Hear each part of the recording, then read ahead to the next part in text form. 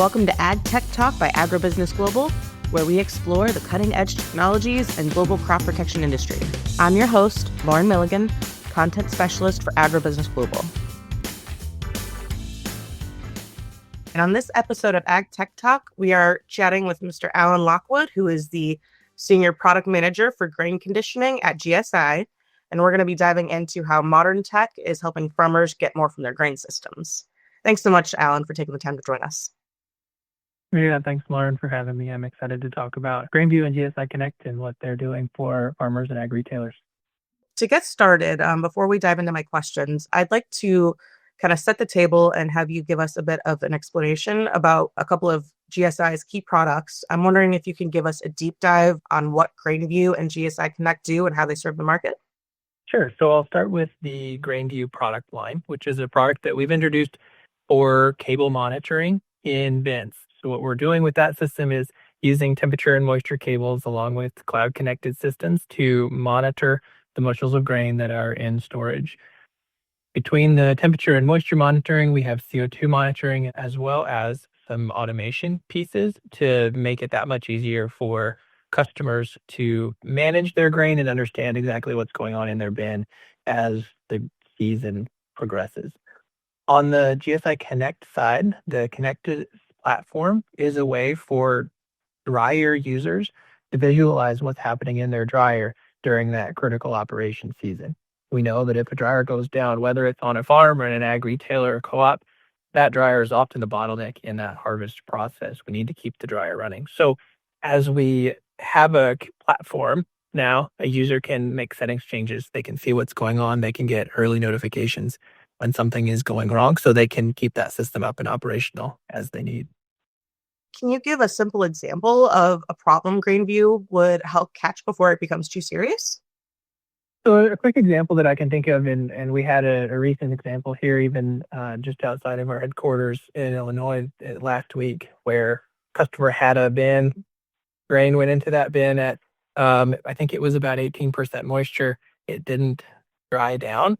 It didn't cool down as the weather changed. And ultimately they had a spoilage event in that bin that resulted in the fire department being called, having the bin open, and really a significant loss in that case. So that's the kind of thing that we're trying to prevent with GrainView. We want to give users, grain storers, the ability to understand what's happening in their bin before we end up with an issue like that.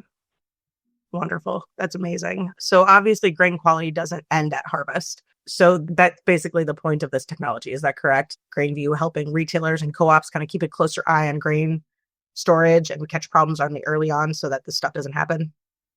Yeah, for sure. We, like you said, grain quality doesn't stop at harvest. That's the best quality it's probably ever going to be when it comes when it first goes in the bin. And at that point, it's about managing and protecting what those farmers have worked hard to grow and what those ag retailers and co-ops are working to preserve for their businesses. So what's an early warning sign operators should never ignore when they're using this product? So one of the things that we would look for in GrainView would be temperature rises. If we see the rate of the temperature rise start to increase fairly rapidly, that would be a red sign for operators to look a little closer, to understand what the trends are, understand what their aeration options might be, and make an adjustment. Same thing with moisture. If you see a bin and you've got a 100,000 bushel bin or bigger, and you see maybe 85% of that bin shows 14.5% moisture for your corn, but you've got maybe one or two sensors that are showing 16, 17%. That's another flag that would say something is potentially going on here. We should do some more investigation. We've also got a CO2 sensor, and a CO2, what we're going to do is look at the CO2 parts per million, how much CO2 is in the headspace of that bin, space below the roof and above the grain. And that's going to be our earliest indicator of some spoilage events. So whether it's insect infestation, mold growth, bacteria of any sort, those are all going to put off higher levels of CO2 than ambient. And we would see those CO2 levels spike. So when you got a GrainView system, you've got a few different things you can look at, whether it be CO2, moisture, temperature, all of those things could point to potential issues in the bin. That's pretty impressive. So remote monitoring is also very important right now, and that's something that you guys have been striving towards. Can you tell me a bit about how GSI Connect can make it easier to manage grain dryers when time and labor are pretty tight? Yeah. So with CSI Connect, and this is the same labor constraint, whether you're on a farm in a co-op, you have a limited number of people that understand and actually can manage the dryer effectively. Dryer controls have come a long way. There's a lot of automation embedded in those systems, but we know there's still somebody that's going to manage that system and interact with it on a regular basis.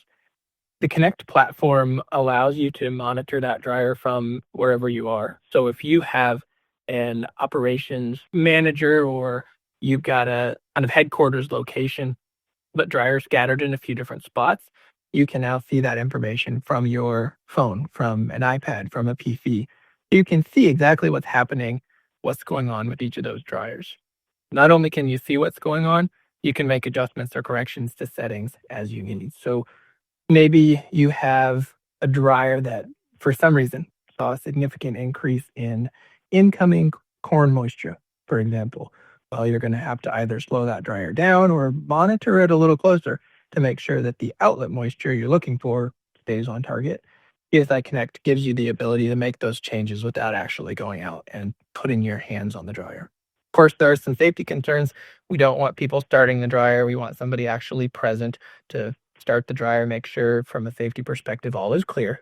But otherwise, stopping, making adjustments, tweaking your settings, those are all things that a user can do remotely with GSI Connect. That's pretty amazing. It's got to be a pretty big time saver for a lot of different farmers as well. Yeah, that's certainly true. And if we think specifically about the farm side, farmers have 150 different things that they're trying to keep track of during harvest. And whether it's their labor, their combines, their dryers, whatever, we know they've got more important things to do than running back and forth checking a dryer. And it's the same in a co-op. There are bigger, more important things to do than walk out to the dryer, and they no longer have to. Does this remote access, has it changed any decision making during a busy harvest season? That's an interesting question. I think the ability to get information where they are is super important. Does it change the way they manage their system? Maybe not. Maybe they're not gonna manage the dryer differently. They're still gonna make the same settings changes that they would have, but it allows them to focus on some of those other important pieces, keeping trucks running, keeping the labor distributed in the right place. So I think from a true decision-making perspective regarding that individual piece of equipment, it probably doesn't change a lot. But in the grand scheme of what an operator is thinking about over the course of that season, I do think it makes a big difference.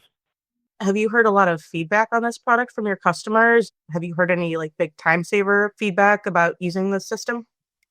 Within Connect, again, like I mentioned, it's more about giving the operator the ability to make those changes when they need to from where they are. So from a time saving perspective, that's the big one. Making sure we're not wasting travel time, wasting time walking or going back and forth. That's where we see the biggest impact on Connect. And there's a lot of data coming off of bins and dryers. So my next question for you is what type of information matters most for protecting grain quality from a day-to-day standpoint? The If I think about what's being stored when grain is being stored in a bin, I think the information that matters most is not what's happening at any given point in time. The information can change sometimes as ambient conditions change, as amount of grain in the bin changes. That single point in time is helpful, but not the only thing to be looking at. As I think about what the important information is for users to look at over time, it's how are things changing over time. So if you put grain in your bin and it's 15% moisture content and the ambient temperature is 65 degrees, for example, that next day, you might not see any difference. It might be exactly the same. Day after that, same. Day after that, maybe there's a little tweak, but it's imperceptible really to the human eye. But over time, we can start to graph out what those trend lines are really doing. And that's where we see the power, I think, of monitoring some of this information in the bin. What's the frequency like? Have you heard anything from your clients? How often should operators be checking this information during a day to day or even during throughout the season? Do you have any recommendations for how often they should be just checking in and making sure things look okay? So we've seen and heard from one side, one extreme to the other, where some are in there checking 2 or 3 times a day on their grain in storage. Others might be checking on a once a week basis. I would usually recommend checking once a day at least, so you can start to see what those trends are looking like, especially if you're using CO2 as a sensor input. CO2, the readings that you get from CO2 are going to fluctuate much more rapidly than grain temperature or grain moisture would. So if you're looking at CO2 as a primary input, then I would recommend checking probably more than once a day, just to make sure you're keeping an eye on what those trends are doing and how things look inside that bin. Have you seen any common mistakes people have made in the past when they've got exposure to so much data? Yeah, one of the things that I think we've seen, and this is common in some spots, any monitoring system that you have in a bin with temperature or moisture cables is going to give different readings when the aeration systems are on. So if you're running your aeration fans at the bottom of that bin and you're blowing ambient air up and through that grain, it's going to change what that sensor says. It's no longer truly going to reflect what's actually happening with the grain. So we have to give it time after the fans are off to kind of settle back to its normal or representative state. So one of the mistakes that we see people make is fans come on, we turn the fans on for whatever reason, if we're trying to cool the grain, warm the grain, dry the grain, whatever, and they'll see readings on their cables change, and they think, "I got an issue, something's going on." In reality, fans need to be turned off. We need to let the system kind of get back to its steady state, and then we can understand if something has truly gone wrong or not. So that is certainly a challenge that I've seen people make with monitoring systems. So, what kind of trends have you seen to be the biggest hurdle for retailers and co ops when they've been adapting to automated monitoring and dryer systems? And as a follow up, what kind of helps make that transition a bit smoother? One of the challenges, and we've seen this from farms all the way up through ag retailers, there is cost associated with putting them in. And if you look at ag retailers or growers that have not experienced a significant spoilage event, it feels like a healthy investment for something that hasn't really ever gone wrong. Kind of like an insurance policy where it's important to have, but if you've never had to use it, it's maybe difficult to justify. What we've seen though is that when we can actually start to lay out how things differ today, maybe than they used to, bins are bigger than they used to be in ag retailer spaces. A big bin used to be 250,000 bushel, and now a big bin is 1.5 million or 2 million bushels. So the scale of potential loss grows significantly, and that's an important piece to keep in mind. In the grand scheme of things, the monitoring systems are a relatively cheap investment to make sure that you're protecting what you've stored. That being said, do you think the hesitation to adapting comes more from the cost, or does it have to do with learning new tech or changing routines they've been doing for years? Or is it primarily the cost, you think?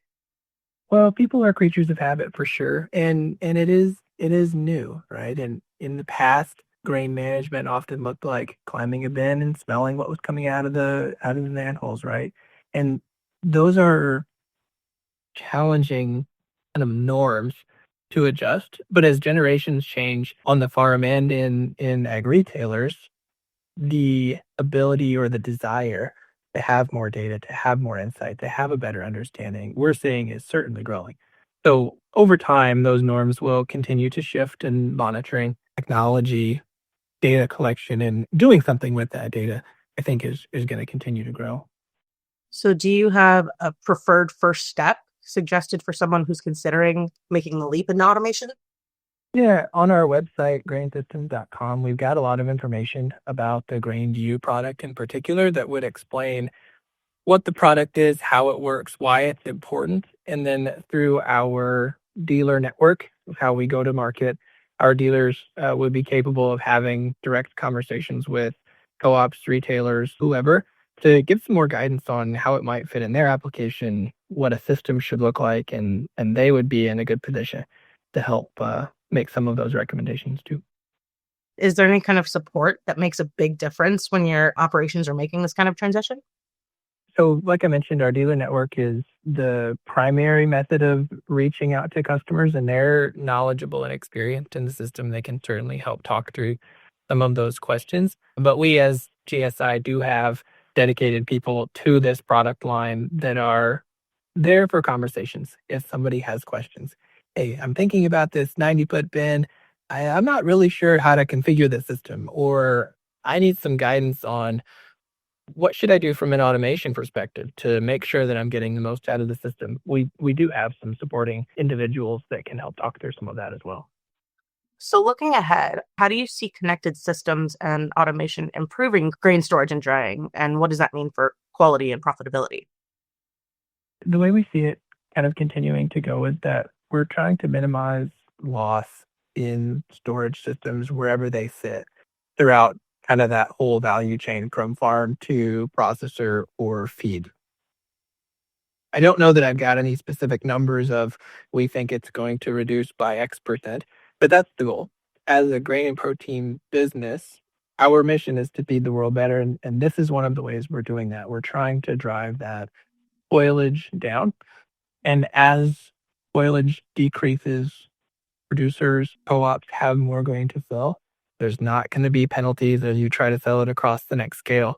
And that's certainly an improvement to users' bottom lines. So, do you see these tools becoming standard or still optional in the next several years? If it were up to me, they would be standard on all of them today. Mhm.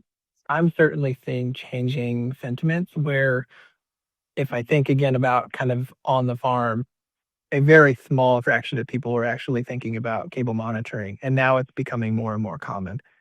In commercial environments, temperature cable monitoring has been around for a while, and this is not a new concept, but I'm seeing the trend continue to grow, I think.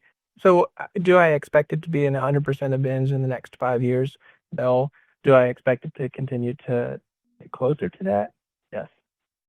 You mentioned points about validating the insurance if even if you don't need it, peace of mind. And we are also specifically talking about the point about soybean rehydration and how that directly affects profitability as well. So I'd love to hear a little bit more about those points.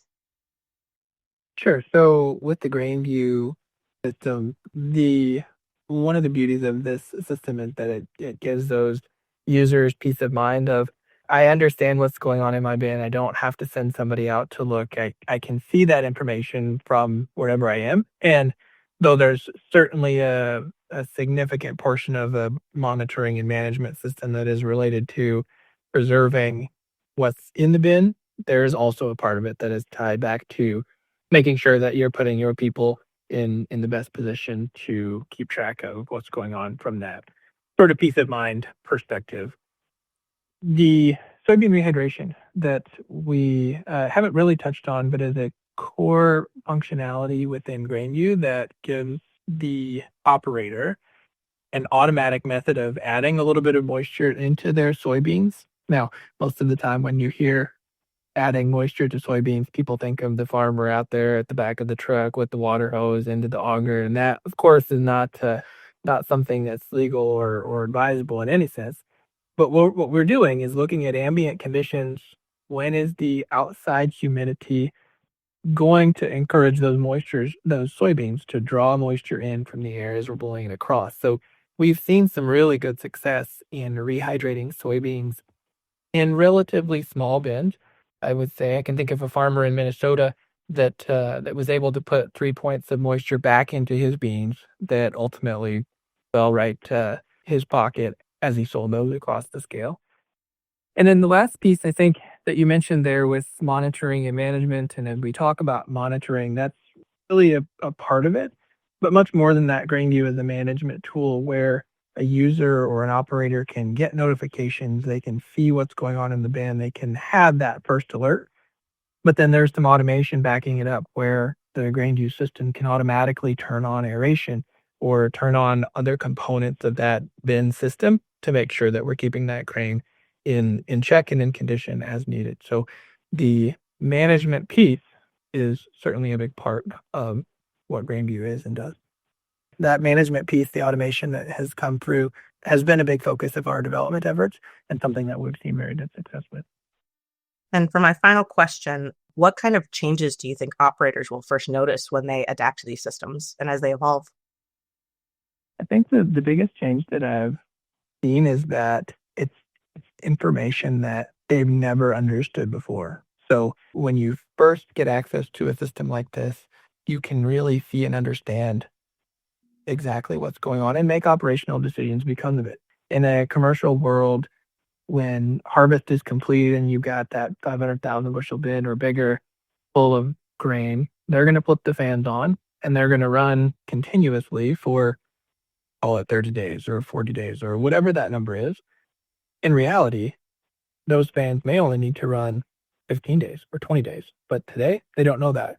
In the future, with a system like GrainView, they can get that insight to make some of those operational decisions that they've never been able to make before. Well, thank you so much, Alan. I appreciate you joining us and taking the time to join the podcast. Yeah, thank you, Mark.